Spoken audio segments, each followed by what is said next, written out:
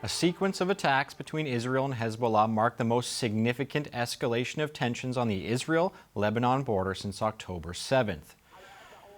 You're looking at video of a location in Beirut struck by Israeli forces earlier today. The IDF says the strike killed a Hezbollah commander responsible for an attack that killed 12 children in the Israel-controlled Golan Heights. The United States has shut down concerns about a wider regional war, saying it is working towards a diplomatic solution to the escalating conflict. We're continuing to work towards a diplomatic resolution that would allow Israeli and Lebanese civilians to return to their homes and live in peace and security. We certainly want to avoid any kind of escalation, and that is exactly why we continue to remain so deeply focused on diplomacy. These strikes come after senior officials from Israel, Qatar, Egypt, and the U.S. met in Rome over the weekend to continue negotiations toward a ceasefire deal. Gershon Baskin is a former hostage negotiator. He's now Middle East director at the International Communities Organization, and he joins me now. Hello and welcome to Power and Politics.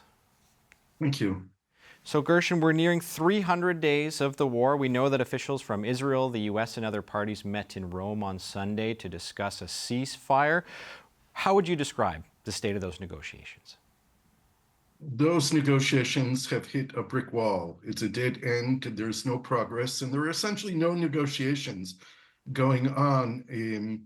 The parties are still quite far apart, Hamas and Israel, on reaching a ceasefire and a release of the 115 Israeli hostages who have been held in Gaza now almost 300 days. The fate of those people is unknown, except that we know that a large number of them are no longer alive.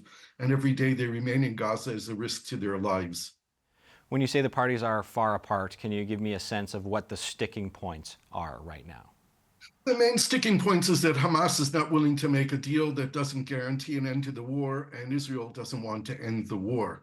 In addition, there are other details, like Israel maintaining its position along the Gaza-Egypt border, what's called the Philadelphia Crossing, or corridor. Israel also wants to maintain a corridor that cuts the Gaza Strip in half and wants to monitor the movement of displaced Palestinians as they try to go back up north to their homes, which in most cases no longer exist.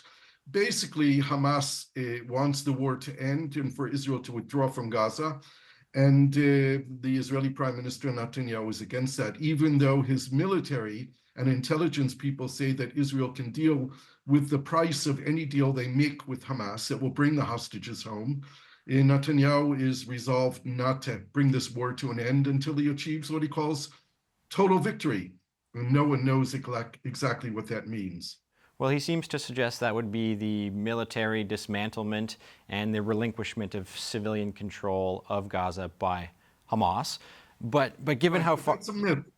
That's a myth when you have no alternative to Hamas, when you've invested no time and energy in talking to Palestinian leaders and our neighboring states, Egypt, Jordan, the Emirates, Bahrain, Saudi Arabia, and when you remain in Gaza, you're guaranteed armed insurgency with 2 million people homeless and tens of thousands of people killed and tens of thousands of new orphans. There is no end to the recruits for Hamas to bring in new people into their fighting forces.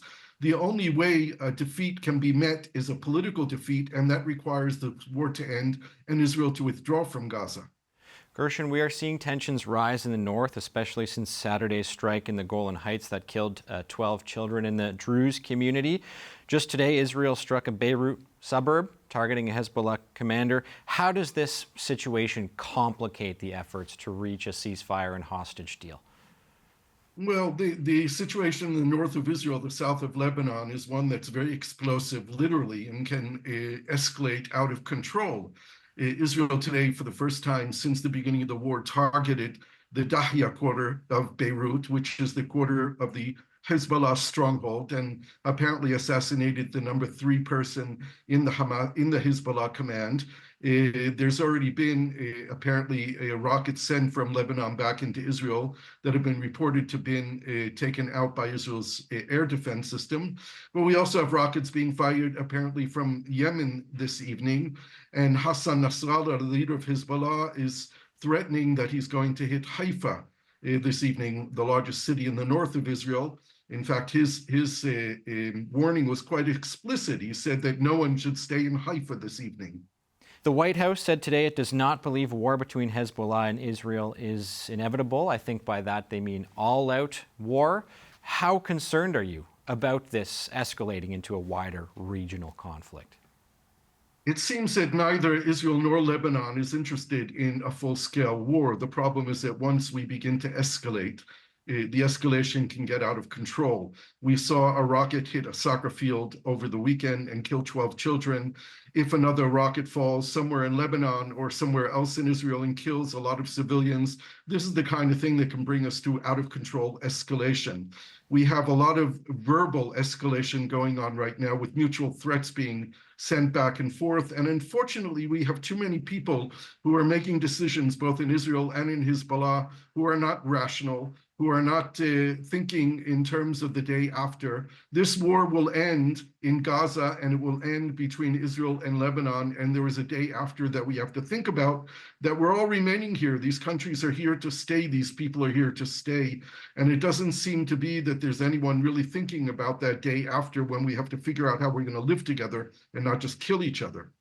Gershon, given these complexities you describe, given the halt in negotiations and the escalating tensions, how optimistic are you that a ceasefire deal and deal to release the hostages will be released in the near future, let's say before the end of 2024?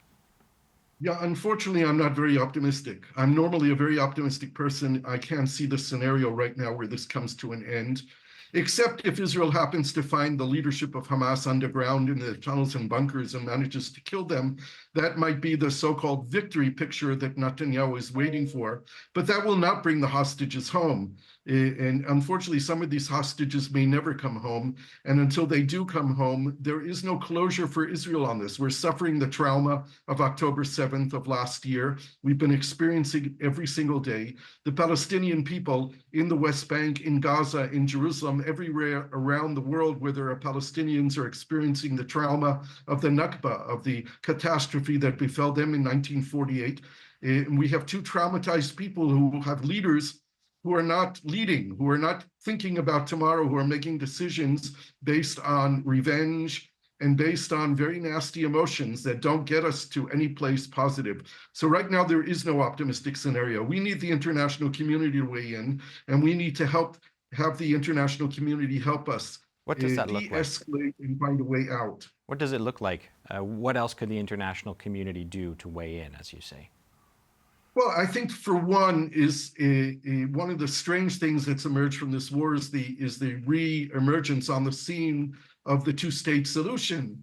Now, let's talk about a country like Canada that has for 30 years talked about a two-state solution, but has only recognized one of them, the state of Israel. If we want to defeat Hamas, we have to recognize that Hamas is an idea and an ideology. And in order to defeat Hamas, we have to make the idea of Palestine real to Palestinians, to make the two-state solution real.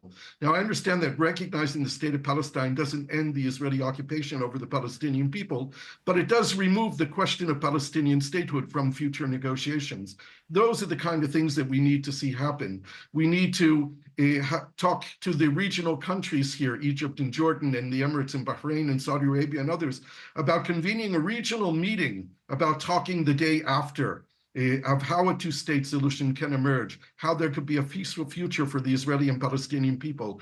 We have to understand that the Palestinians, that Israel won't have security until the Palestinians have peace, liberation, and dignity. And the Palestinians won't have peace, liberation, and dignity if Israel doesn't have security. And I note that we all need security, and we all need peace, and we all need dignity. This is something which has to develop out of the reemergence of new leadership in this region, in Israel and in Palestine. And we need the help of the international community to tell us, Israel and Palestine, that what we're doing has to end. It has to come to an end. We have to leave things there. I want to thank you. Gershon Baskin is the Middle East Director at the International Communities Organization. I really appreciate you sharing your analysis with me today. Thank you.